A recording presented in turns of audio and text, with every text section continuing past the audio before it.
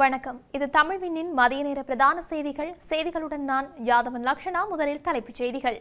April 21 தாக்குதல் உண்மையை மறைக்கும் முக்கிய தரப்பு கேள்வி எழுப்பும் எம்பி. உலகளாவிய ரீதியில் இலங்கை கடவுச்சீட்டில் ஏற்பட்டுள்ள மாற்றம். காலிமுகத்திடல் போராட்டம் சட்டத்தரணியின் மனுவை ஏற்ற உயர்நீதிமன்றம். தமிழர்களை கொச்சைப்படுத்துவதில் JRஐ சமன் செய்த அனுர அரசு. கொட்டி தீர்க்கப் போகும் கனமழை விடுக்கப்பட்டுள்ள கடும் எச்சரிக்கை. தமிழ் இனப்படுகொலைக்கு நீதி வேண்டும் கனடாவிலிருந்து பறந்த அறிக்கை. யாழில் கூறிய ஆயுதத்தால் தாக்கப்பட்டு நபர் ஒருவர் படுகாயம். இலங்கையில் தற்போது உள்ள புற்றுநோயாளர்களின் எண்ணிக்கை. தொடர்பான விரிவான செய்திகள்.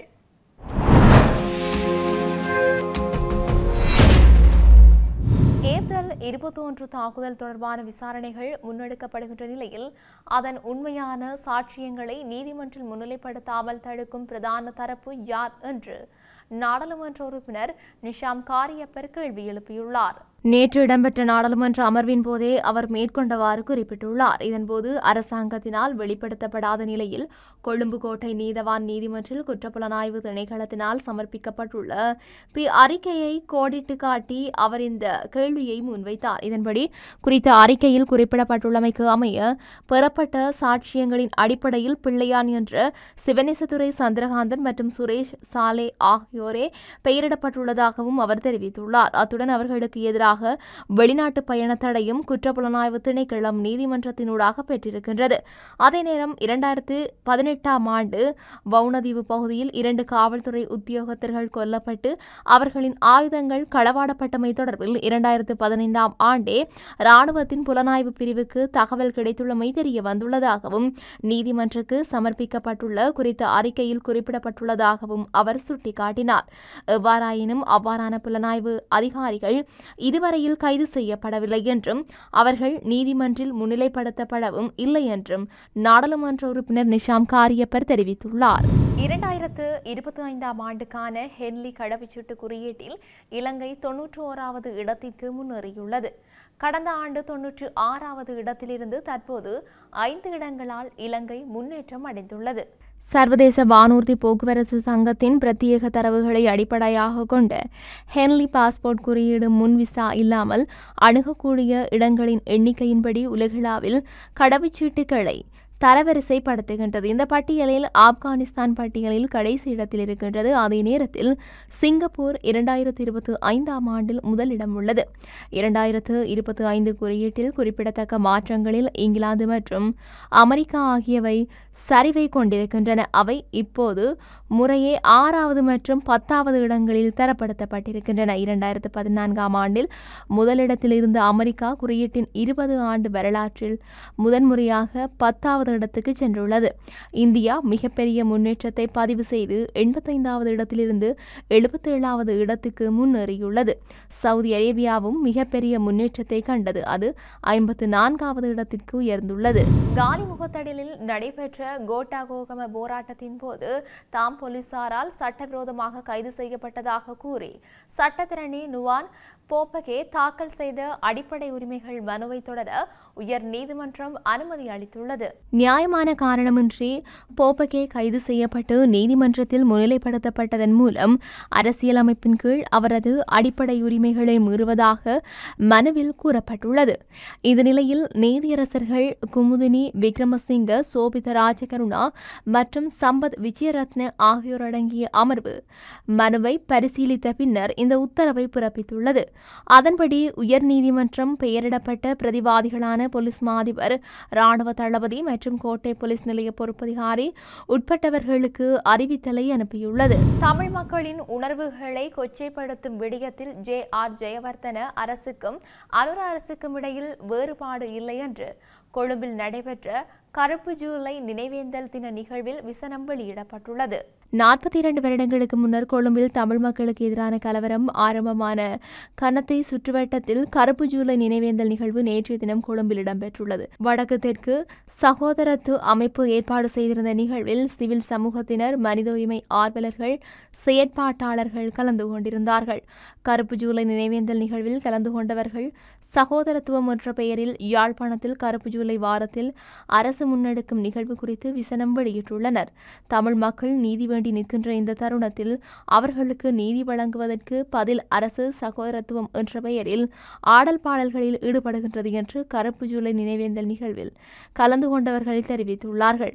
கருப்பு ஜூலை என்பது தமிழ் மக்களை பொறுத்தவரை மிகவும் உணர்வுபூர்வமான விடயம். ஆனால் தமிழ் மக்களின் உணர்வுகளை கொச்சைப்படுத்தும் விதத்தில் அரசு நிகழ்வுகளை நடத்துகின்றது என்று அவர் விசனமும் வெளியிட்டுள்ளார். வடமேல் மாகாணத்தில் பல தடவைகள் மழை பெய்யக்கூடிய சாத்தியம் காணப்படுவதாக தெரிவிக்கப்பட்டுள்ளது. குறித்த விடயத்தை வளிமண்டலவியல் திணைக்களம் இன்றைய தினம் வெளியிட்டுள்ள அறிக்கையில் குறிப்பிட்டுள்ளது. மேல் சப்ரகமுவ மற்றும் மத்திய மாகாணங்களிலும் காலி மற்றும் மாத்தறை மாவட்டங்களிலும் அவ்வப்போது மழை பெய்யும் என்று தெரிவிக்கப்பட்டுள்ளது.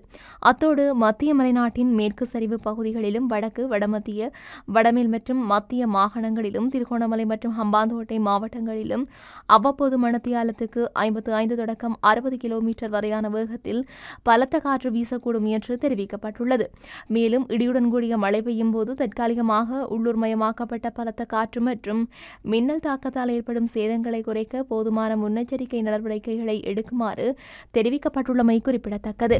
தமிழின படுகொலையை ஒருபோதும் மறக்கக்கூடாது என்று கனடாவின் கன்சர்வேட்டிவ் கட்சி தலைவர் பியர் பெய்லீவ்ரே தெரிவித்துள்ளார். கருப்பு ஜூலையில் 42வது ஆண்டு நிறைவை முன்னிட்டு அவர் வெளியிட்டுள்ள அறிக்கையிலேயே இவ்வாறு குறிப்பிடப்பட்டிருக்கின்றது. இது தொடர்பில் அவர் அறிக்கையில் மேலும் தெரிவித்துள்ளதாவது, இலங்கையின் செம்மணியில் கண்டுபிடிக்கப்பட்ட மனித புதைகுழியில் குழந்தைகள் உட்பட பல தமிழ் மக்களின் எச்சங்கள் சமீபத்தில் கண்டுபிடிக்கப்பட்டன. இலங்கையில் உள்நாட்டுப் போரின் போது செய்யப்பட்ட அட்டூழியங்களின் ஒரு சிலிர்க்க வைக்கும் நினைவூட்டலாக இந்த கண்டுபிடிப்புகள் உள்ளன. தமிழ் இனப்படுகொலையை ஒருபோதும் மறக்கக்கூடாது என்பதோடு தமிழ் கனடியர்களுடன் ஒற்றுமையை வலியுறுத்தி நீதிக்காக குரல் கொடுப்போம். எனது தலைமையிலுள்ள கன்சர்வேட்டிவ் கட்சி எப்போதும் தமிழ் இன படுகொலையை அங்கீகரிக்கும் என்றும் தெரிவித்துள்ளார். யாழில் கூறிய ஆயுதத்தால் தாக்கப்பட்டு நபர் ஒருவர் படுகாயமடைந்துள்ளார். குறித்த சம்பவம் நேற்று கோப்பாய் காவல் பிரிவிற்குட்பட்ட நந்தாவில் அம்மன் ஆலயத்திற்கு அருகாமையில் இடம்பெற்றுள்ளது.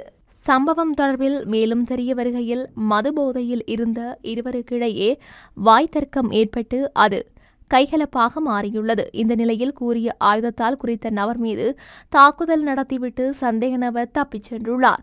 இதையடுத்து சம்பவம் தொடர்பில் காவல்துறை விசேட அதிரடிப்படையினருக்கு தகவல் வழங்கப்பட்டுள்ளது. பின்பு விசேட அதிரடிப்படையினர் இணைந்து குறித்த நபரை மீட்டு யாழ்ப்பாணம் போதனா வைத்தியசாலைக்கு கொண்டு சென்றார்கள். சம்பவம் தொடர்பில் மேலதிக விசாரணைகள் நடத்தப்பட்டு வருகின்றமையும் சுட்டிக்காட்டத்தக்கது.